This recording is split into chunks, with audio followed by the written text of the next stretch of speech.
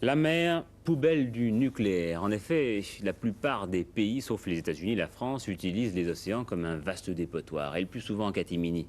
Alors devant un tel comportement, une telle inconséquence, Greenpeace, mouvement écologiste international, dont nous avons souvent parlé, a tenté de s'opposer à ce déchargement de milliers de fûts de déchets nucléaires en pleine mer. Ces militants sont revenus bredouilles, mais après s'être bien battus. Et c'est un extrait du document qu'ils ont rapporté que je vous propose maintenant. Sharkness, un port près de Bristol en Grande-Bretagne, le GEM est un cargo banal et sa cargaison pourtant ne l'est pas. En quelques heures, le GEM sera plein de 5500 fûts contenant 2066 tonnes de déchets radioactifs, des matériels de laboratoire ou autres objets contaminés.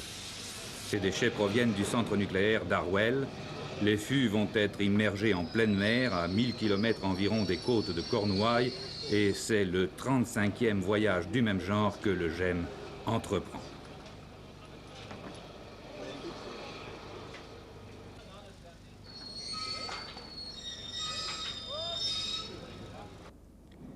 Le voici sur le point d'immersion.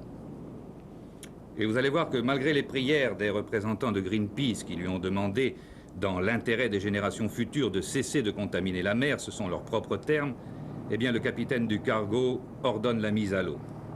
5500 fûts contenant plus de 2000 tonnes de déchets nucléaires, même si cela ne présente officiellement aucun danger, on peut légitimement craindre que ces matières radioactives ne répandent un jour la mort. Deux des canaux de l'organisation américaine Greenpeace tentent d'empêcher la manœuvre et leur présence n'intimide pas du tout les marins du GEM. Les intimide si peu qu'un des fûts va même tomber sur un des canaux. Il ne s'en faudra que d'un cheveu qu'il ne se retourne ce canot ou que ses occupants ne soient sérieusement blessés. Regardez bien.